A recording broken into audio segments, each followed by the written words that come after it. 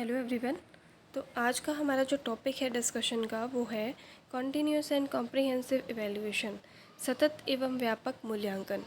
इससे पहले हम इवैल्यूएशन के बारे में पढ़ चुके हैं, इवैल्यूएशन के टाइप्स के बारे में पढ़ चुके हैं, फंक्शंस ऑफ इवैल्यूएशन के बारे में पढ़ चुके हैं।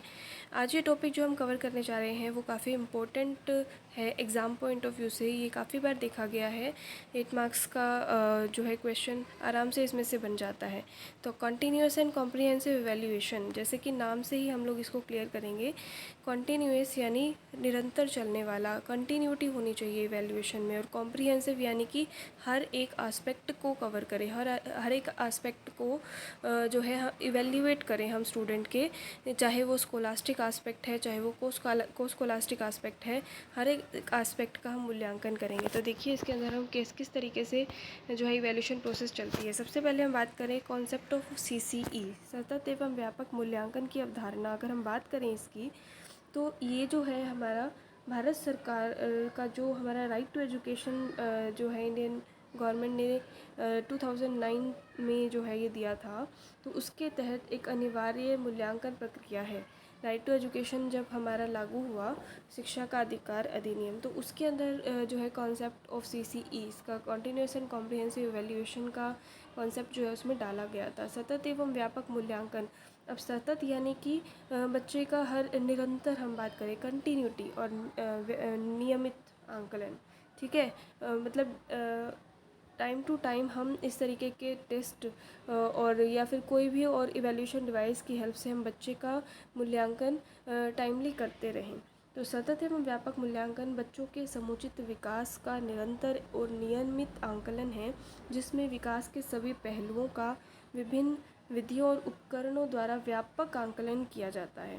तो इसके अंदर हम बहुत सारे व्यापक यानी कि हर एक एस्पेक्ट को हम लोग कवर करेंगे, चाहे बहुत सारे डिफरेंट मेथड्स होते हैं, इवैल्यूएशन डिवाइसेस हैं, टूल्स हैं, उनका यूज़ करके हम बच्चों की इवैल्यूएशन करेंगे, कंटिन्यूसली इवैल्यूएशन करेंगे।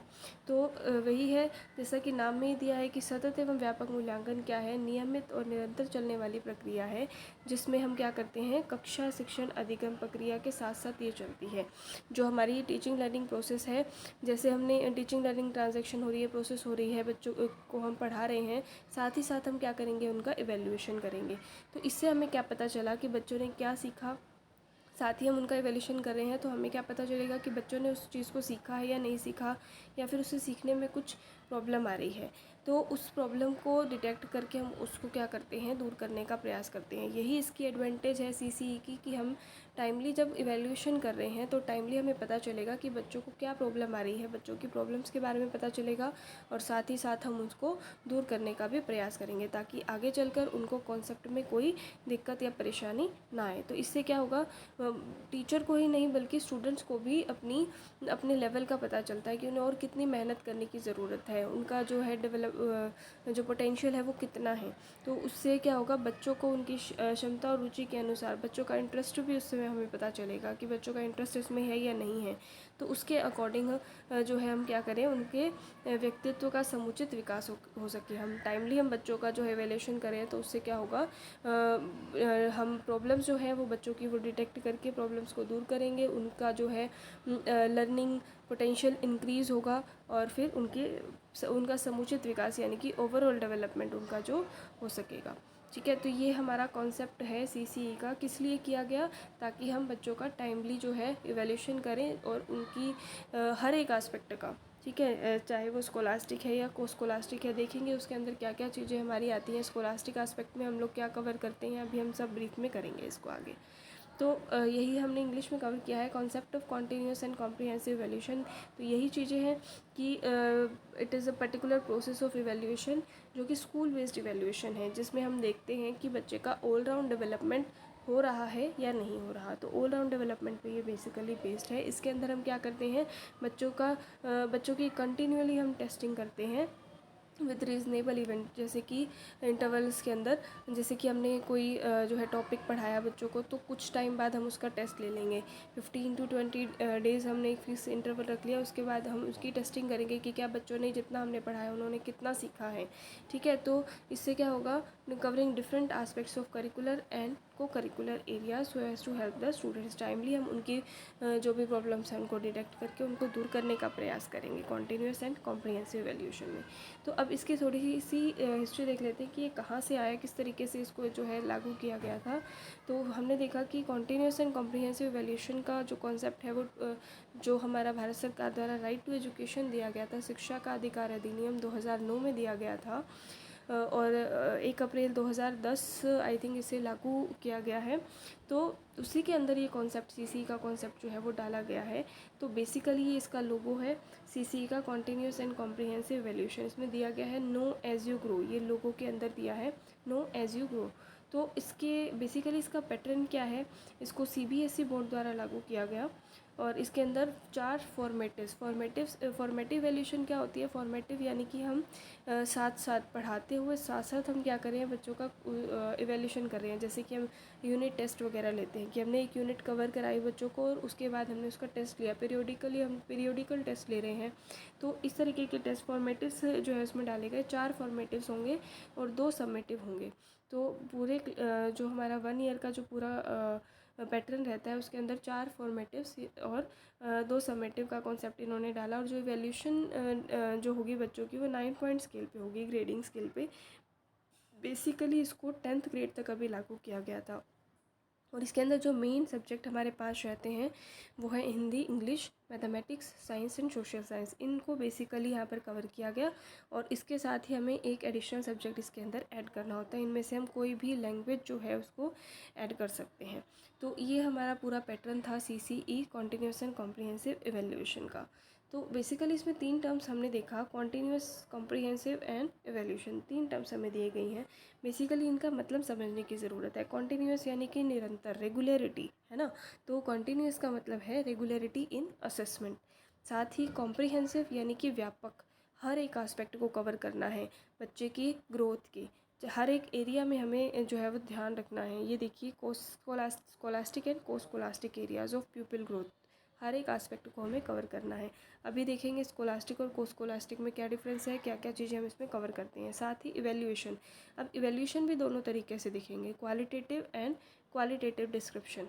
ठीक है, बच्चों की क्वालिटी, बच्चों के अंदर बच्चों के व्यवहार में कितना परिवर्तन आया, बच्चों के अंदर कौन से गुणों का विकास हुआ, बच्चे के अंदर डिसिप्लिन, अनुशासन, वैल्यूज़ कितनी डेवलप हुई, ये सब क्वालिटेटिव एस्पेक्ट को हम इवैल्यूएट कर रहे हैं। साथ ही क्वांटिटेटिव डिस्क्रिप्शन में हम देख रहे हैं कि बच्चों ने कितने में से कितने मार्क्स गेन किए।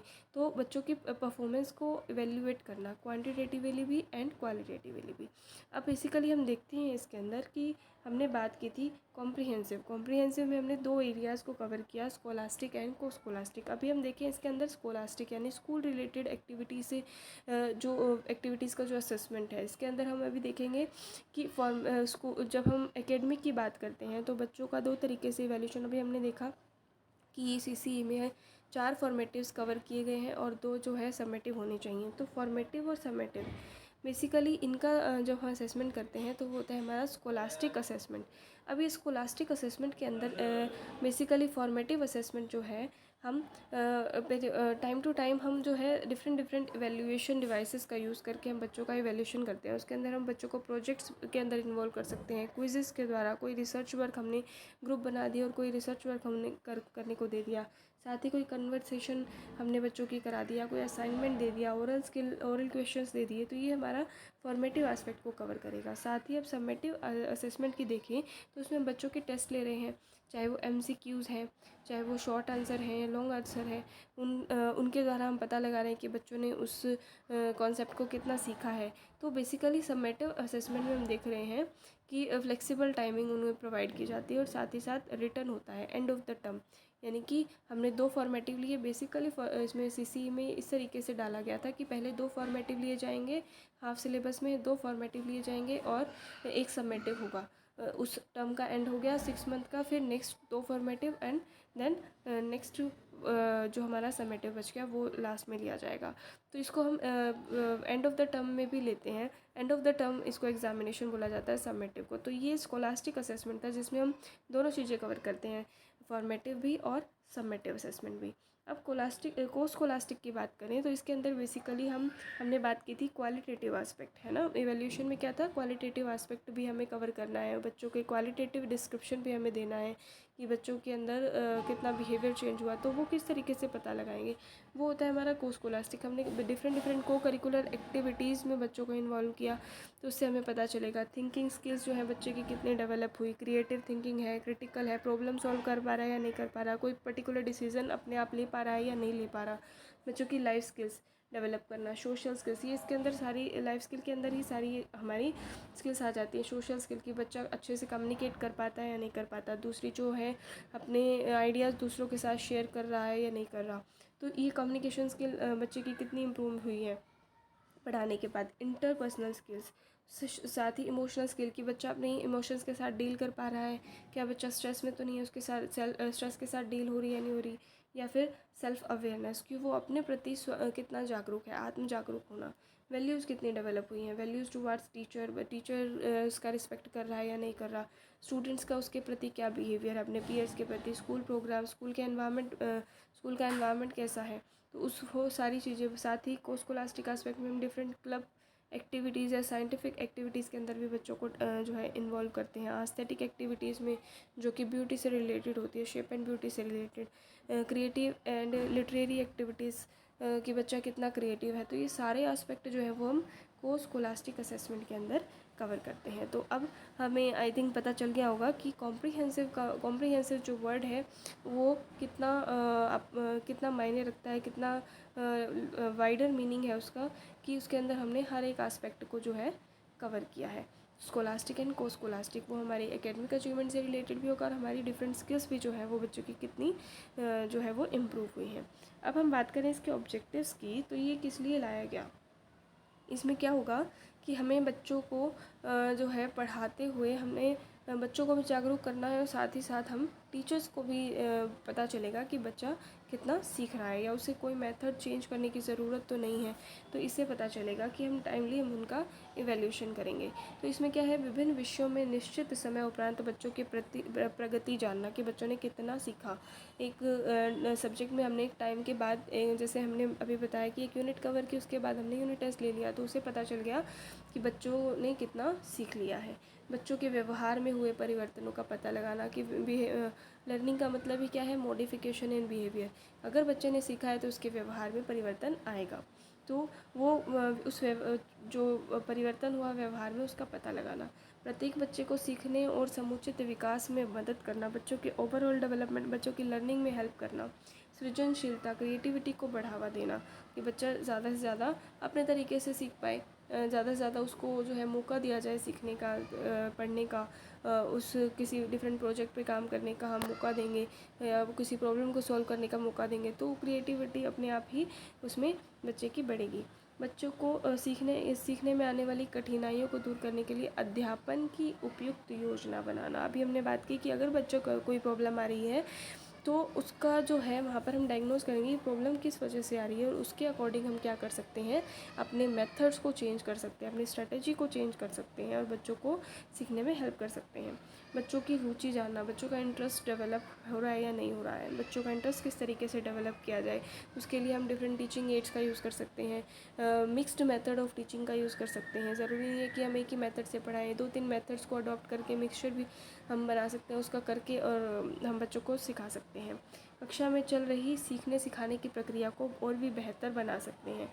और साथ ही साथ अगर बच्चे का परीक्षा के प्रति कई बार क्या होता है, बच्चा जो है बहुत डर जाता है एग्ज़ामिनेशन की बात से कि पूरा सिलेबस हमें कवर करना है, पूरा सिलेबस का जो है एग्ज़ाम लेने वाले हैं। तो CCE का एक ही एडवांटेज रहा कि इन्होंने जो फॉर्मेटिव और समेटिव का जो मिक्सचर डाला है इसके अंदर, इन्होंने पूरा सिलेबस ही डिवाइड कर दिया, जिससे क्या हुआ, बच्चे के ऊपर जो दबाव था, बच्चे के अंदर जो फियर था, डर था, वो कहीं ना कहीं कुछ हद तक कम हुआ है। तो और साथ ही साथ बच्चा अपनी सेल्फ असेसमेंट भी इससे कर सकता है कि साथ साथ उसका जो इवैल्यूएशन हम कर रहे हैं तो बच्चा कितना सीख रहा है। बच्चे को भी इसके बारे में पता चलता है, बच्चा भी अवेयर होता है। यही हमने इंग्लिश में कवर किए हैं कि बच्चों की स्किल्स को डेवलप करना, कॉग्निटिव, साइकोमोटर एंड अफेक्टिव जो हमारे स्किल्स हैं, जो हमारे ऑब्जेक्टिव्स होते हैं, तो हर एक एस्पेक्ट को हम इसमें कवर करेंगे। और बच्चों के ओवरऑल डेवलपमेंट की बात हम CCE में करते हैं। To lay emphasis on thought process and deemphasise memorisation. रट्टाफिकेशन नहीं करना है हमें, बच्चों का जो है प्रोत्साहित करना है कि बच्चे सोच विचार करके अपनी थिंकिंग प्रोसेस को डेवलप करें, अपनी थिंकिंग पावर को डेवलप करें। साथ ही साथ to make evaluation an integral part. पहले क्या होता था कि इवैल्यूएशन सबसे लास्ट में किया जाता था पूरा सिलेबस कवर कराने के बाद। अब इसको अगर हम लागू कर रहे हैं, लागू किया गया है, तो इसमें इवैल्यूएशन जो है टीचिंग लर्निंग प्रोसेस का एक पार्ट जो है वो बन गया है। साथ टाइमली हम इवैल्यूएट कर रहे हैं बच्चों को, तो बहुत सारी जो प्रॉब्लम्स आ रही हैं बच्चों की इम्प्रूवमेंट में भी हेल्प हो रही है, बच्चों की अचीवमेंट जो है वो भी इम्प्रूव हो रही है। ठीक है। साथ ही साथ to guide teaching learning strategies, कि हम टाइमली अगर उसको डायग्नोज कर रहे हैं बच्चों को रेमेडियल टीचिंग प्रोवाइड करने के लिए हम डिफरेंट मेथड्स का यूज़ करते हैं उनकी प्रॉब्लम्स को दूर करने के लिए। To make the process of teaching learning learner centred activity. आज का मेन मोटिव एजुकेशन का यही है कि हम जो हमारी टीचिंग लर्निंग प्रोसेस है, जो हमारी एजुकेशन है, उसको एक लर्नर सेंटर एक्टिविटी बना दें। तो with the help of CCE हम जो है अपनी एजुकेशन को, टीचिंग लर्निंग प्रोसेस को हम क्या कर सकते हैं, लर्नर सेंटर्ड एक्टिविटी बना सकते हैं। अब इसकी नीड क्या रही, क्या ज़रूरत पड़ी, आई थिंक हम इसको भी लिख सकते हैं। अगर हमें इनके ऑब्जेक्टिव समझ में आ गए हैं तो वही बात है, हमने देखा स्टूडेंट सेंटर एक्टिविटी बनाना एजुकेशन को। अभी हमने बात की कि जो आज की एजुकेशन है वो चाइल्ड सेंटर्ड है, तो स्टूडेंट सेंटर एक्टिविटी बनाने में ये बहुत हेल्प करता है CCE। साथ ही बच्चों की कॉग्निटिव, साइकोमोटर, इंटरपर्सनल स्किल्स को डेवलप करना। टीचर जो है अपनी टीचिंग को और भी बेटर बना सकता है इफ़ेक्टिव टीचिंग स्ट्रेटजीज़ का यूज़ करके। किस तरीके से अपने बेसिकली हम जो है अपने कंटेंट मैटर को इस तरीके से ऑर्गेनाइज़ करें, ऑर्गेनाइज इन द सेंस हम मेथड्स उसके अंदर सूटेबल मेथड्स उसके अंदर डालें, सूटेबल स्किल्स बच्चों की डेवलप करने के लिए डिफरेंट टीचिंग स्ट्रेटजीज़ का, एड्स का यूज़ करें और अपनी टीचिंग को हम बेटर बना सकते हैं। To develop the students achievement, हम बच्चों की कॉन्टीन्यूसली असेसमेंट करके, कॉन्टीन्यूसली उनको इवेल्यूएट करके हम उनकी अचीवमेंट में भी इम्प्रूवमेंट कर सकते हैं। बच्चों को कॉन्टीन्यूसली डायग्नोज करके, रिमेडियल टीचिंग प्रोवाइड करके हम उनके जो है लर्निंग को और भी बेटर बना सकते हैं। By continuous evaluation children can know their strength and weakness. इससे पता चलेगा चिल्ड्रन को भी कि उसे और कितने मेहनत करने की ज़रूरत है, किस एरिया में मेहनत करने की ज़रूरत है।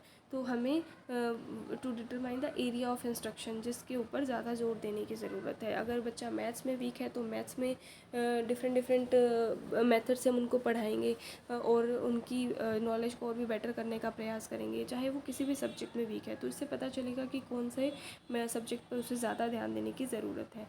तो इसकी हेल्प से फ्यूचर के रिगार्डिंग भी हमें जो है डिसीज़न लेने में भी हेल्प मिलती है कि हमें कौन से सब्जेक्ट, कौन से कोर्स के साथ जाना चाहिए, कौन से एरिया के साथ जाना चाहिए। आगे इन द फ्यूचर हम क्या कर सकते हैं बेसिकली। अब इसकी बात करें हम फंक्शंस की, फंक्शंस ऑफ CCE, तो इसमें हम बात कर रहे हैं तो इसमें क्या है बेसिकली रेगुलर असेसमेंट की बात, क्योंकि हमने बात की कॉन्टीन्यूस का मतलब ही क्या है, रेगुलरिटी इन असेसमेंट।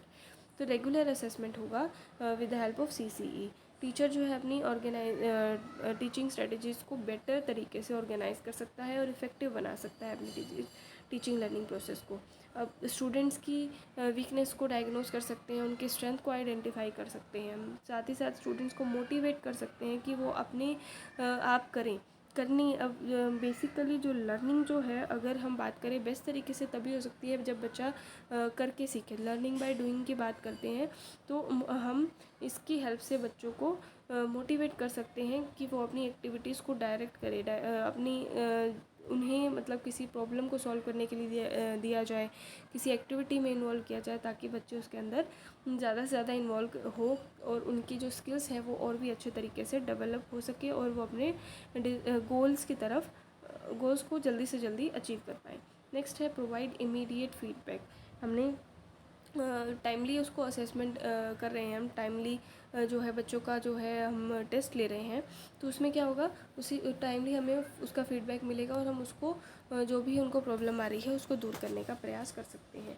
अब इसके डिसएडवांटेजेस भी कुछ हैं। उसमें बेसिकली हम बात करें कि इसमें वर्कलोड जो है, क्योंकि टीचर के ऊपर बहुत ज़्यादा बढ़ जाता है, क्योंकि टीचर को एक तो हमें बिल्कुल एंड में टेस्ट लेना होता था, बिल्कुल एंड में हम एग्ज़ाम लेते थे बच्चों का। लेकिन अब सीसी के आने के बाद जो है 4 फॉर्मेटिव्स हैं, 2 समेटिव हैं, पूरी तरीके से उसको ऑर्गेनाइज़ करना, बच्चों का सिलेबस कंप्लीट कराना, बच्चों को टाइमली जो है असेस करना, टाइमली इवेल्युएट करना, उनका मूल्यांकन करना और उनके जो प्रॉब्लम्स हैं उनको दूर करने का प्रयास करना। तो एक तरीके से टीचर का वर्कलोड इसके ऊपर बहुत ज़्यादा, टीचर के ऊपर बहुत ज़्यादा वर्कलोड हो गया है। तो इसके लिए हमें स्किल्ड टीचर्स की ज़रूरत है, जो कॉम्पिटेंट टीचर्स होने चाहिए, ताकि वो अपने हर काम के साथ बैलेंस बनाकर चल सके।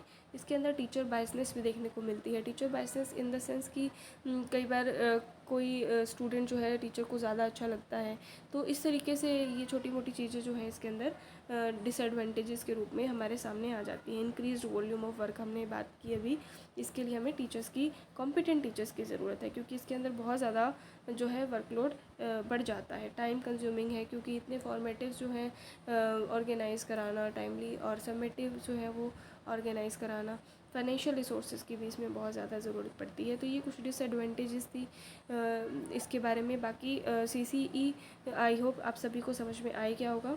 तो नेक्स्ट वीडियो में हम बात करेंगे किसी और टॉपिक पे। Thank you very much.